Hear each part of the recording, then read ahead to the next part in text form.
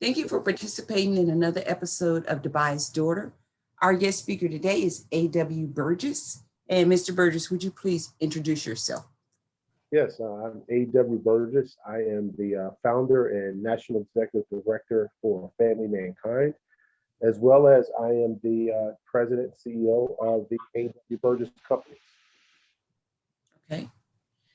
Can you break that down a little bit and tell us what Family Mankind is and your other organization? Yeah, the Family Mankind is a 501c3 nonprofit, and we literally are a human services organization. And what that means is we are in the business of violence. And what I mean by that, we are trauma informed care experts where our specialty lies within domestic violence and the remnants of domestic violence, such as child abuse, sexual assault, bullying. And what we do is our solution to domestic violence is by working passionately with what we call the four categories. The first category are the victims, which are the survivors of domestic violence. The second is the victimizers. These are the actual abusers, the batterers. We refer to them as trauma harmers.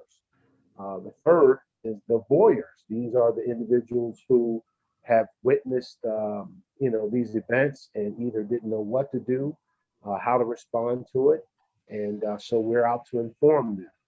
And then the last category are the villagers, and that's the volunteers. Those are the folks out in corporate America, government agencies.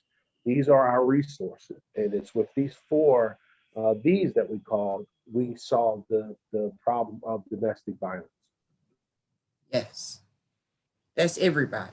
Yes, it's everybody. Yeah, yeah. Thank you. Mm-hmm. Thank you for your hard work in tackling this issue that is not just in our community, it's everywhere. Yeah. It's everywhere.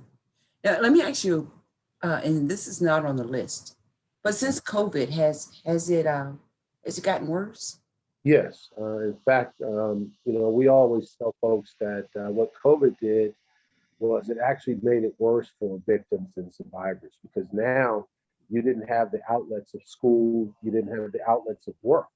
And so many of our victims and survivors have been home with their traumatizers.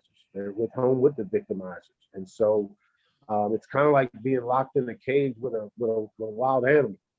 Um, you kind of just go in your corner and pray that you don't get attacked. Yeah. Yeah, but COVID has definitely driven up domestic violence. In fact, the statistics are that, before COVID, nearly 3 women died every day in America. With COVID, it's almost 4 women died a day. Wow. Yeah, and with child abuse, 5 children die on average per day.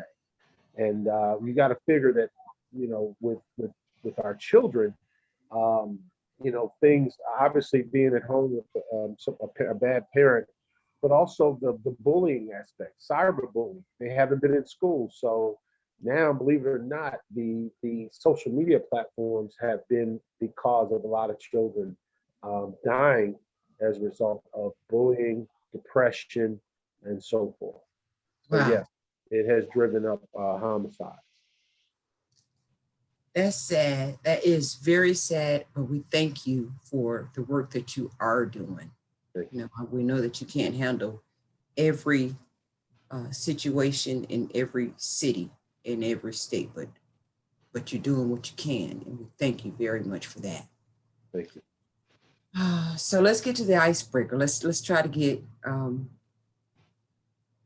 some humor in here because yeah. Okay, so can you tell me about your first business etiquette experience and the result? Oh, well, certainly. Literally, I was applying for a job at IBM, and I believe it was IBM. It may have been Ernst & Young, but it was a very, very high-profile internship that offered some incredible opportunities from the upward mobility standpoint.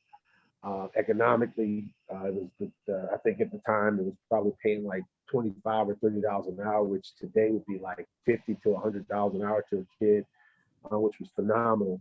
And with the opportunity that upon graduation of college, you would actually work there. And so it was a phenomenal opportunity.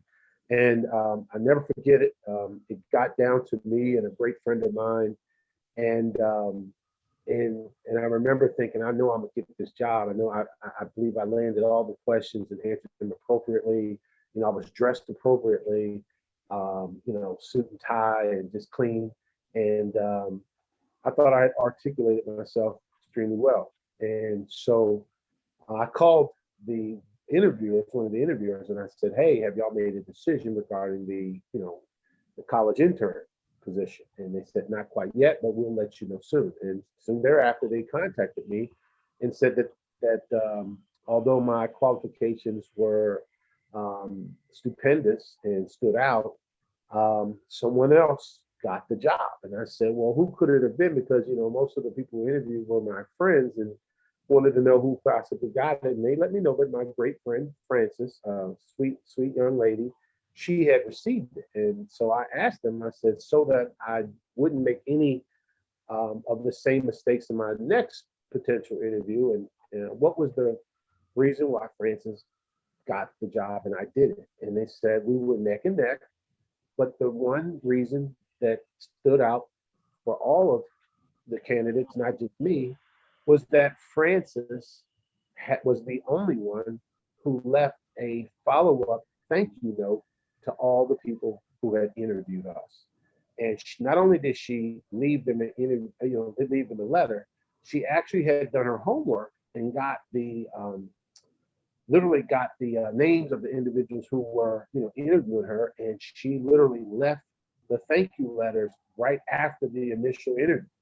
So her way out, she probably said, "Hey, to the receptionist or secretary, can you please make sure that these individuals get my thank you letter?" And that was the reason why she got the job over me and over the remaining, applicants. And because we were all equally qualified, but that professional courtesy, as you mentioned, etiquette, was the single most reason that made her stand out. And to be honest with you, I used it for my next interview, and guess what? I got the job. And Yes. and so I always share with folks that it's the little details, it's the little things that will separate you from your competition. And she, quite frankly, that little detail that she embodied got her the job, and rightfully so. That rightfully so. Right, just because of that, because so as far as I know, it's the two of you were running neck and neck, and she just did that one extra thing, which is very important. And it used to be very important back in the days when we were interviewing, But now they try to say that it's gone away, but it's not. So you can do the handwritten one, which is very important. Or you can do an email too. Everyone has the business cards right there, right? So just pick up a business card. Agreed. I like that story. I wanted you to share that story so bad. And then I'm so glad that you took her advice for the very next position you were going for, and you got it. Yes, those are the details. You really have to listen to the people who have gone before you, who have had victories and are willing to share those with you, but also who have had, issues like me, where they didn't get the job, and thank God that they shared that with me as well. So the successes and the failures are good to learn from.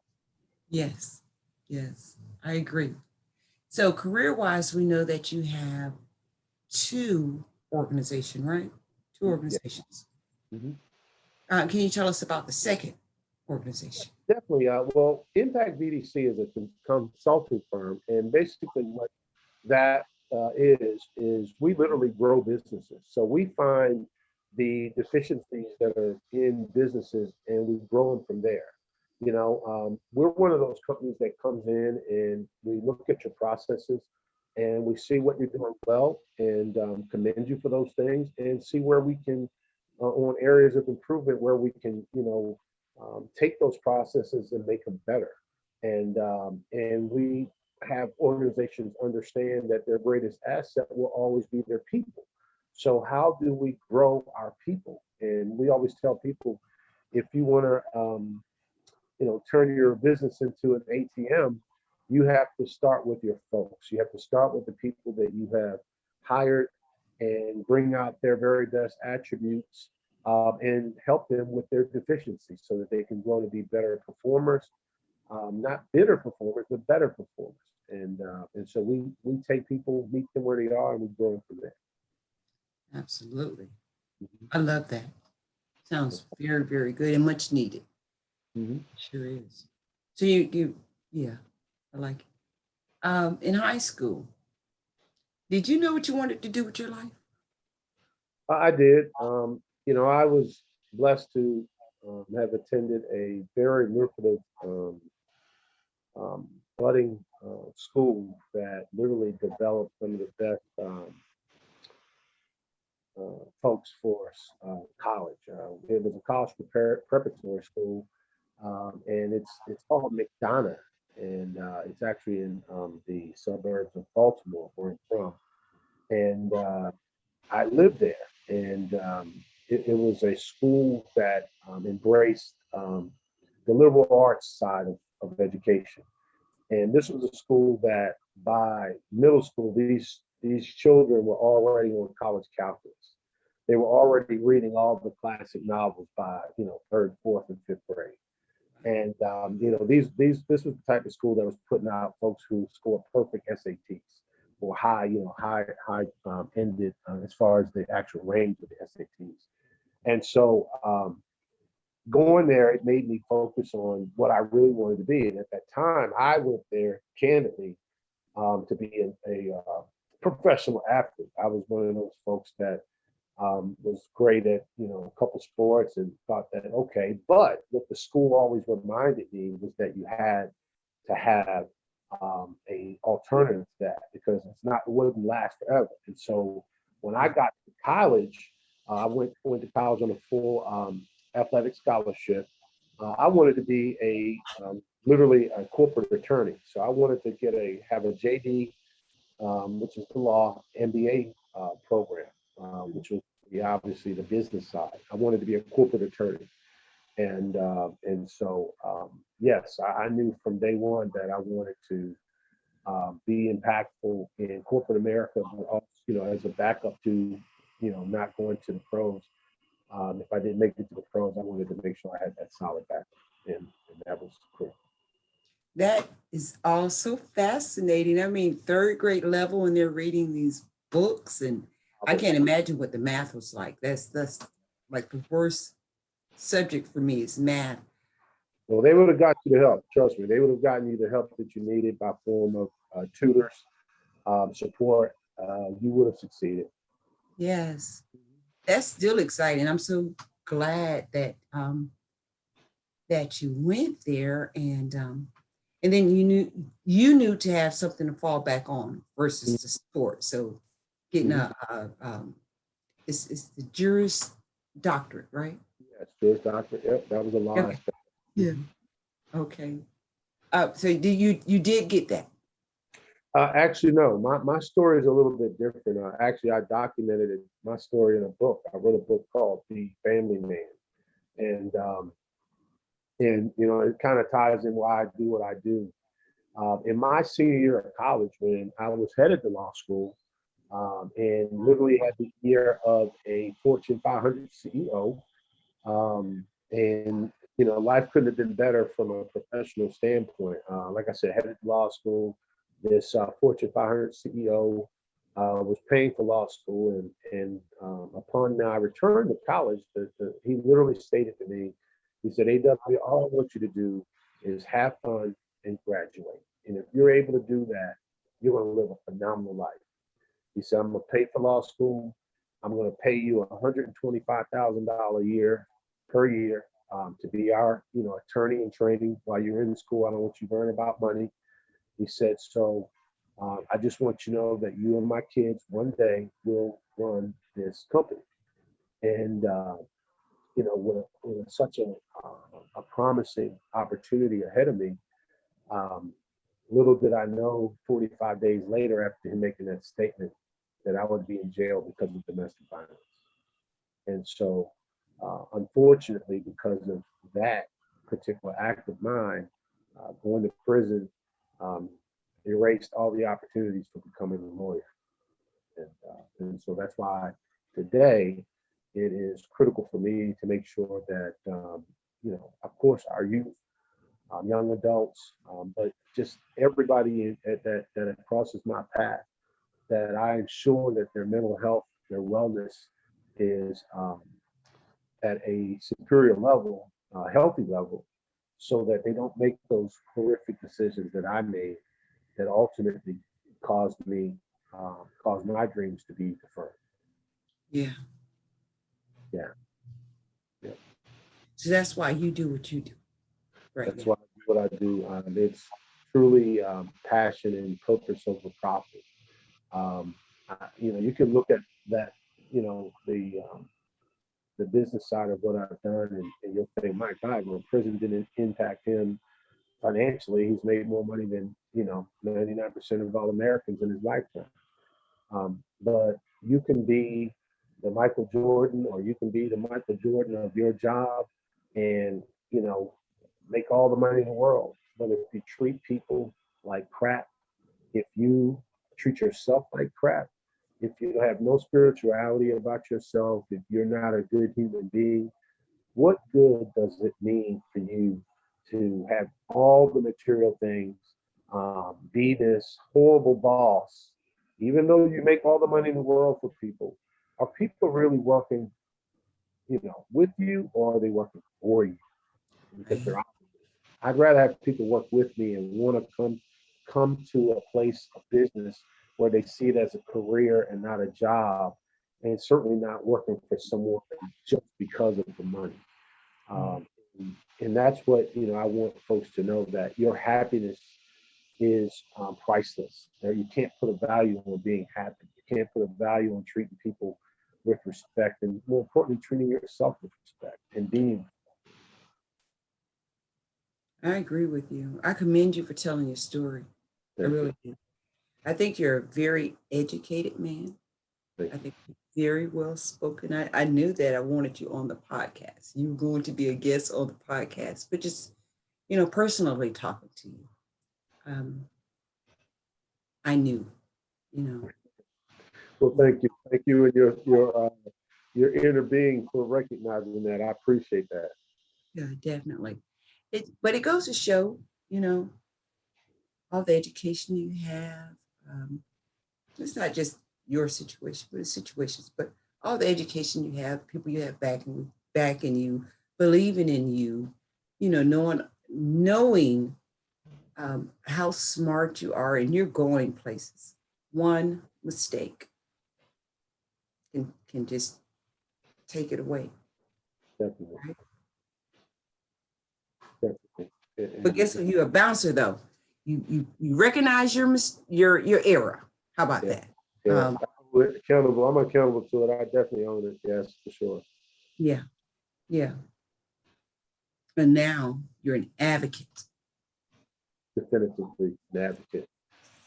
I've got to speak for those who can't speak for themselves, or who don't know how to speak for themselves. As a former domestic violence offender, I thought I was, street educated. I thought I was, classroom educated, that I could figure, the it out. The it being the violent side of it, the it being that, honey, I'll never do it again. I'll never violate you again. And domestic violence is a trauma of many forms. It comes in a form, obviously, I think most people think of the physical side, but also the emotional, psychological, financial, the even the spiritual side of things. Um, Yeah. you traumatize people in so many different ways, and that to me is, as a human being, to do that to another human being is not your right. You have no right or authority to control or manipulate God's property. And so that's why, we literally teach individuals how to control themselves, how to permanently eradicate this spiritual warfare that's battling inside your mind and inside your spirit, so that you don't harm others, which ultimately harms you. Yeah, that was very, very well said. Thank you. And I totally agree. Because um, I remember as a kid, I remember as a child, when it's time to get chastised, I don't know if I would rather have just go ahead and whip me instead of just, talking to me. You know what I mean? Mhm. With my daughter, and I think I'm going to cut some of this out, AW, but with my daughter, I would do the talking. I can count on my hands the times I've actually had to chastise her. And I know she would just whip me already. You know, versus the disappointing look on my face. Mhm. Or something. But I'm gonna cut this part out. I'm gonna cut this out. Keep it nice. I love everything that you're saying, and you you're articulating very well. We needed to have you on for this. But let's go on to the next question so I can know Certainly. exactly where to edit. Okay. So did you do any did you do any internships in high school? Did you do any internships in high school? In fact, my first jobs, because our school and my sports, at that time, my sports commitment was so great that the internships I did were related to sports, and tied to the school. And I know now why it was focused on that. They had internships for other students. And like I said, it was a very thorough program where if you wanted to be a doctor, I remember one summer before our sporting camp started, if you wanted to be a doctor or something in the medical field, they would literally have you work as an intern at Johns Hopkins. So I remember being around, was it cadavers? Is it cadavers or cadavers? Yeah, Davers. Cadavers. And they were amazed that I wasn't, impacted by seeing a dead body or blood, if you will. And I thought it was very intriguing to learn that, ninth grade, 10th grade, to actually, feel and see an actual dead body. And the same for the next summer, where that's when I started to realize, hey, maybe I want to be a lawyer. And they actually had me work with, judges, and to know the things that judges do and how they move and how they process things, behind the scenes in the chambers, on the golf course, with friends, with other attorneys. Yeah. Those were the things that kind of shaped me into why I wish to be an attorney. Because like, wow, man, that's pretty intriguing, man. They cut this deal not out in the courtroom. This deal was cut here, or this deal was cut on the golf course or in the tennis room, locker room, So it really showed you how life really operated at an early age. And I really appreciated that. And to get that in high school now, it made sense why many of my classmates, these were the children, the offspring of individuals who own the companies that are out here in America today. So it gives you the sense of, man, you see why these folks are ahead of the game, because they're exposed to it so early. So Yeah. I always tell folks, if you want to know the secret sauce, expose your kids to something early. Yeah. Yeah. Because you're talking cadavers in the ninth grade where we were doing frogs. Yeah, man, please. That frogs was like maybe a week in that class there. That was something that they probably did in second or third grade, So yeah. That's awesome. That is early exposure. And that's Yeah. why you're so far ahead. And I believe you about the owners of the companies now. Mm-hmm. They Yeah. had early exposure. And then to go back to them cutting the deals on the golf course, you knew that was going, the old boys club. That's how they did it back then. I think they're still doing it now. But They really are. And like I said, I think it's the difference between being proactive and reactive. Whereas most of us, we're trying to figure out in high school, well, really, what do I really want to be? Or even in college, these folks are figuring it out early, and they're finding out what they like to do early. And then just like any great parent, they support that initiative and they give them all of the tools that they need to not just succeed, but to excel exceptionally in that particular environment, in that particular field. And that's what makes people take you seriously when you have the knowledge and can speak, regardless of age, can speak from an expert advice on a particular subject. Wow. You said a mouthful right there. Yeah. So how do you think company culture impacts business etiquette? It's the difference between to keep it in layman's terms, it's the difference between a Chick-fil-A and a church's chicken. Both provide food that people can eat, but it's the experience that you get when you go to each business. Chick-fil-A stands out in that one, they're closed on Sunday for religious purposes, right? Right.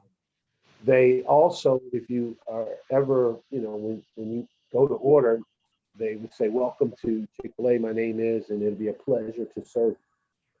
And they mean it, right? And versus, churches, it's, "I'll take your order," or they may even say, "Hey, it's a great day here," but the welcome, the way they invite you into their business, the way that they're dressed, the way that the cleanliness of the facility.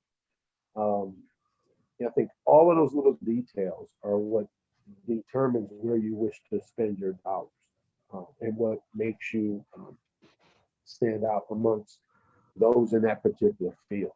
Even though everybody's selling chicken in their world, but what type of experience do you get when you approach the business? And I think that is how people remember you and remember your business etiquette.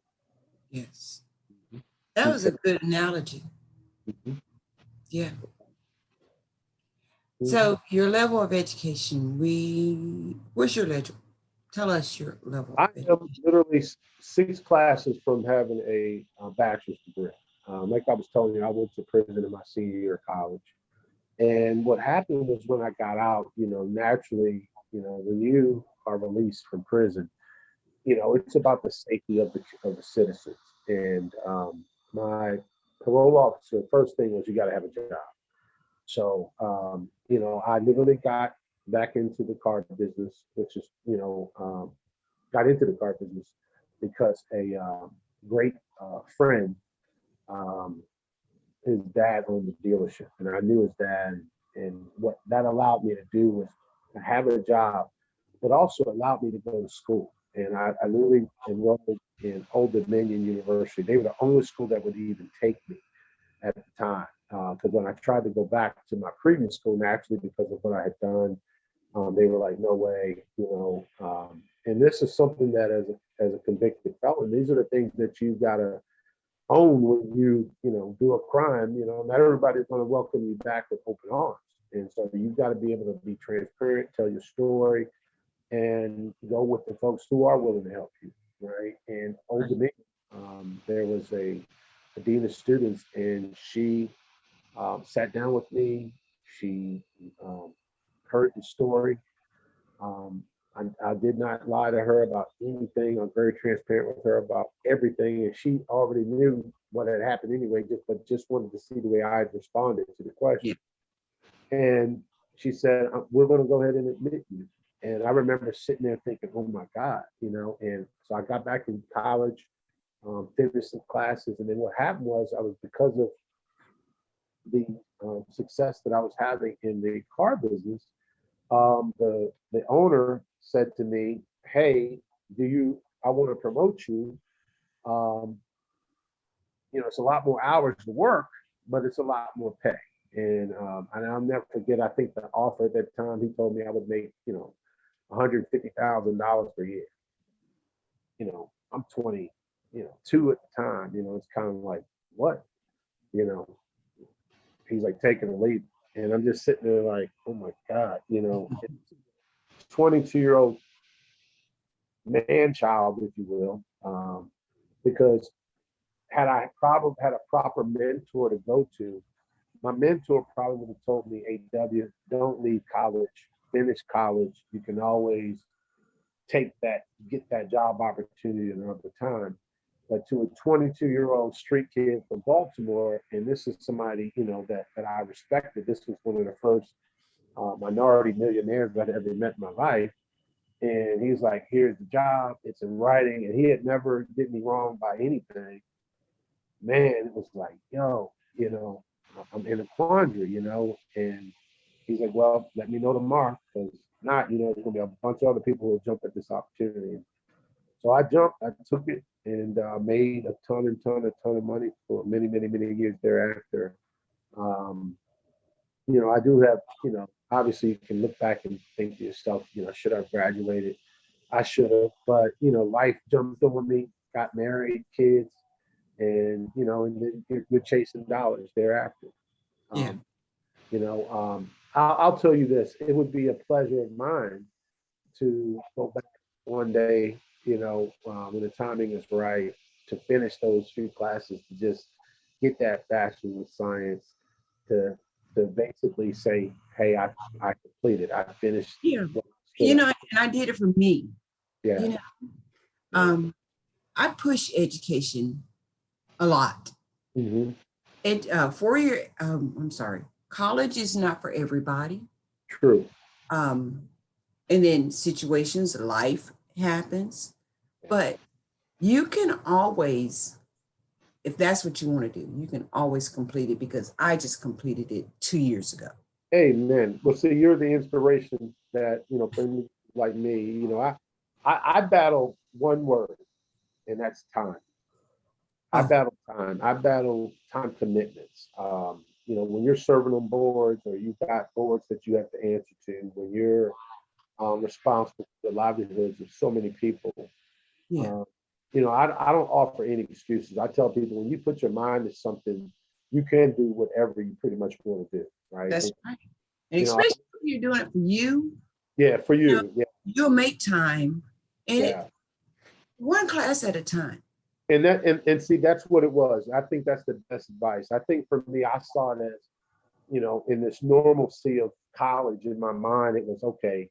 You got 1 or 2 semesters to go, get it done, and I just said, well, I don't have that time. And so now I'm at a point where, as my kids are getting ready to graduate from college, I no longer will have that, As an excuse? Yes, as an excuse. Okay. I will be able to, I always tell people, before I get out of here in my life, I will have that, because I think it's critical to tell your grandchildren's grandchildren that I set out to complete the things that I wanted, and I did it, and you can too, and that's why I wrote the book. I wrote the book just because of that type of scenario, that I wanted my grandchildren to know that this guy named A.W. Burgess was the one who drew the line in the sand with the family and said, we will no longer have anybody in our family with the violence gene in our body, in our DNA, and we will never be perpetuators of domestic violence. We will not be victims of domestic violence. And so that is something that I will always take serious about legacy and, Yes. and completion. So, yeah. I am over here. I'm just so proud of you, of everything that you've done. I'm so grateful that you are doing this. You're an advocate for it. You speak very highly of what you're doing. If we want the podcast. I'm going to cut this. We needed you. We needed to hear these things. We needed to hear about your life. And I definitely want the name of the book to be said again, and I will put it out there, AW, so that people can purchase and read the book, read about your life, because first of all, it's a phenomenal thing to be an author, and then you're writing about your life. and your legacy that you want to leave. So yes, very fortunate to have you as a guest on Dubai's Daughter. So I'm going to, we're going to go ahead and wrap you up. Thank you. Put that out. So the last question we have for you is, what do you think about Dubai's Daughter as an organization? Do you have any questions, comments, concerns, advice for us? My my opinion of Dubai's Daughter is very simple. Um, Phenomenal organization that truly cares about the welfare and destinations of young ladies.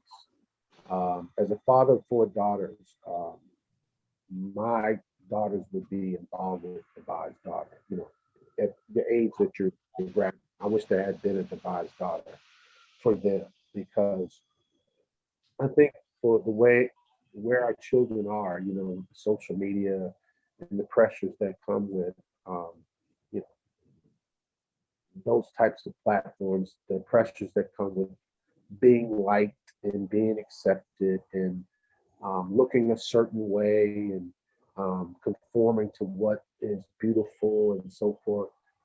I think Dubai's Daughter embraces young ladies where they are, and only enhances their future, giving them those details that I spoke of, giving them the right focuses where, you know, what are the intentions of young men, but what are the consequences of your actions, you know, just like I had mentioned about those decisions that cost me um, my, my freedoms, my future, if you will. I think the Bai's Daughter is that that gives you those inroads, gives you the insight into, let's talk about this. Let's, and, you know, like you mentioned about your daughter, your discipline was talking. You know, I wish that I had had that as a coping mechanism, as a coping skill, as a life skill technique. That this is how you resolve issues. This is how you talk through problems. This is how you resolve issues, you know, whether it's one-on-one with a parent or whether it's, you know, collaborating with your peers. Yeah. Having those um, quality conversations so that you don't make you know, I tell people it's one thing to stub your toe, but it's another thing to chop your leg off. You know, don't chop your leg off like A.W., who had such a promising future. And then because you didn't think about the consequences, or because you didn't listen to folks and they said, hey, you need to really address your mental health, um, those are consequences that will come back to you. So I think my opinion of Dubai's Daughter is,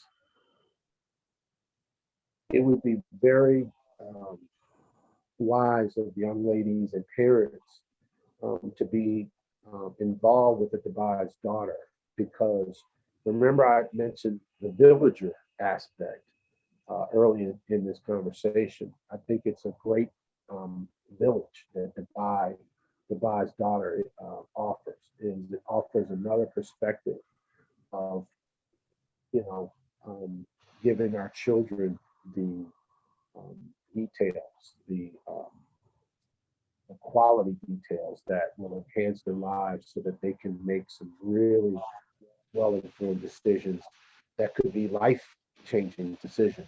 And that business etiquette um, leads you directly into your personal etiquette. And that's why I said, thank God for Dubai's Daughter. And Thank you. Those are very kind words, and I want you to know um, my opinion of you. What you've done, um,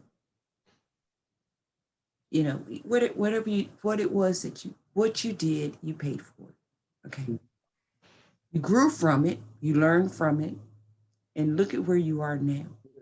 thank God, yeah. Yeah, I'm like, you are the epitome of how do you, what word do I want to use?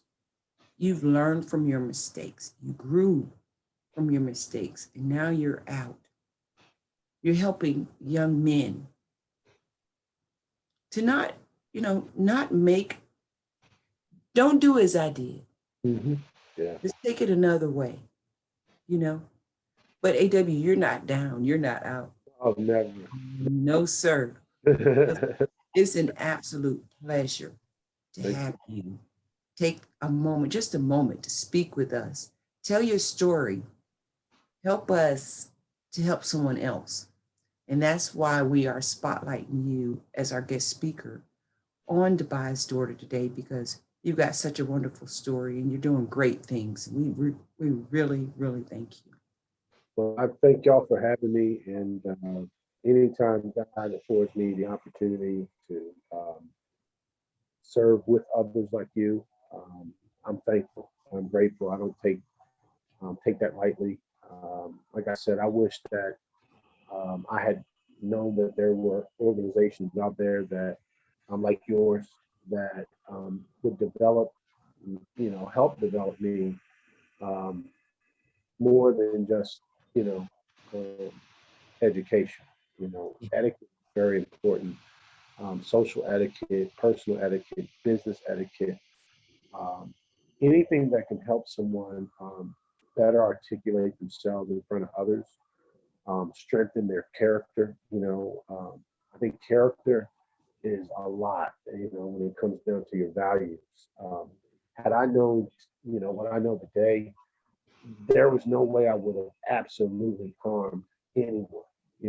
My girlfriend was one thing, my family was one thing, my friends were another thing.